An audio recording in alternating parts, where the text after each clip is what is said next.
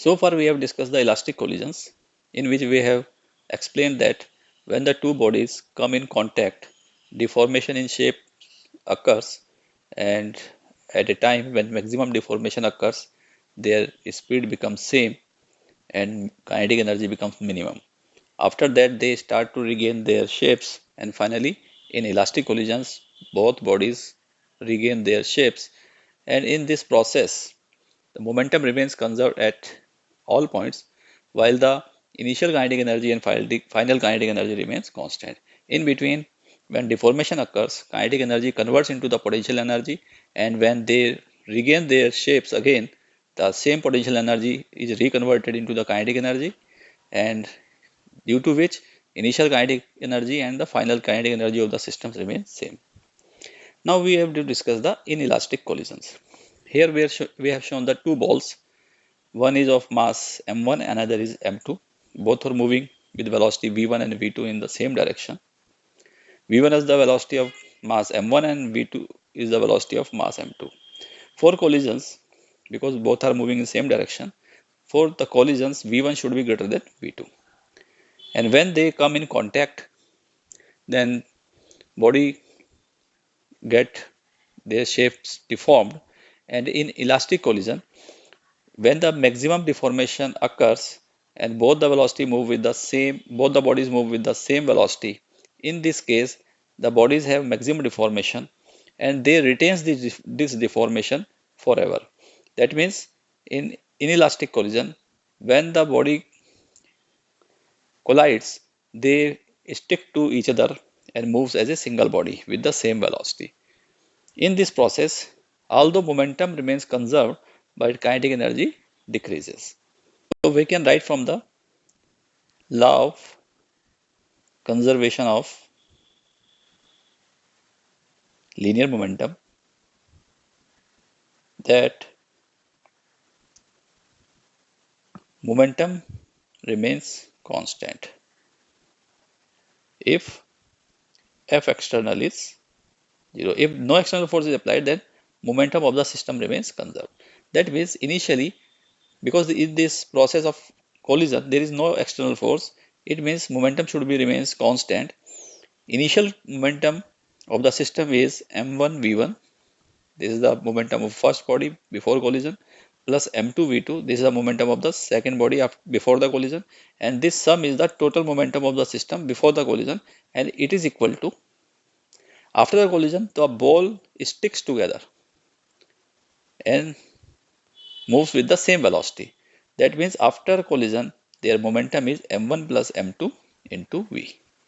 And this is a one-dimensional motion. So, or we can say it is a head-on collision. We are not required to write the equation in the vector form, as the motion is only in a straight line. Therefore, this is the first equation in which momentum is conserved, and m1 v1 plus m2 v2 equal to m1 plus m2 into v. Similarly, we can write for the equation for kinetic energy. Kinetic energy of a system initially before collision is half m1 v1 square plus half m2 v2 square. This is the equation number 2. And kinetic energy after the collision, that is the final kinetic energy, we can write it is half. And now both the ball stick together, so we can take their mass combined, that is m1 plus m2, and both moves with the same velocity, say v square. So this is the equation number 3. In the inelastic collision, kinetic energy, final kinetic energy is less than the initial kinetic energy. When the shapes of the body get deformed, in that case, some of the kinetic energy converts into the potential energy and remains in the system. That's why final kinetic energy are lesser than the initial kinetic energy. In this way, though kinetic energy is not constant, but total energy, that is the kinetic plus potential energy, is still constant for the inelastic collision, like the elastic collision. Now we can find the loss in kinetic energy. Loss in kinetic energy is delta K. Suppose we write it is delta K. It is equal to initial kinetic energy minus final kinetic energy. This is the kinetic energy initial minus kinetic energy final. And initial kinetic energy is half m1 v1 square plus half m2 v2 square. And final kinetic energy is half m1 plus m2 into v square. We can write this v in terms of the v1 and v2 using the equation number 1. From equation 1, we can write v equal to m1 plus m1 v1 plus m2 v2 by m1 plus m2, and can replace this v by this value. We get half m1 v1 square, this is v1, plus half m2 v2 square minus half m1 plus m2 and v square. V square is m1 v1 plus m2 v2 by m1 plus m2 whole square.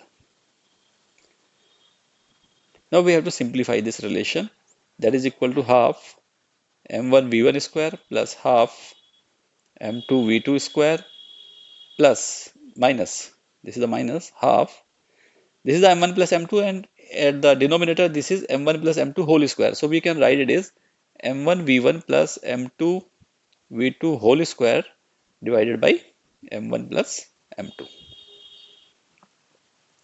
This is equal to,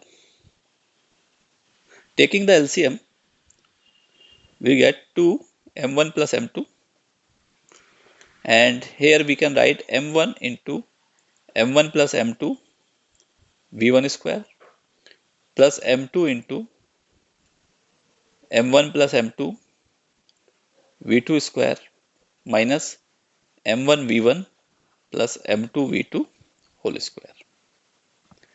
Now we have to solve it. 1 by 2 m1 plus m2, we take it out, and now opening the bracket, this will come m1 square v1 square plus m1 m2 v1 square, then m2 m1 v2 square plus m2 square v2 square, and opening this bracket, it will be minus m1 square v1 square minus m2 square v2 square and minus 2 m1 m2 v1 v2, and the terms which can be cancelled, we find that m1 v1 square will be cancelled by this m1 v1 square, and m2 v2 square is cancelled by m2 v2 square. So we get 1 by 2 m1 plus m2, and in the bracket it is m1 m2 v1 square plus m1 m2 v2 square minus 2 m1 m2 v1 v2. Here m1 m2 is common in all the three terms, so it is taken out. It is m1 m2 by 2 m1 plus m2, and remaining is v1 square plus v2 square minus 2 v1 v2. So it is equal to m1 m2 by 2 m1 plus m2 into v1 minus v2 square.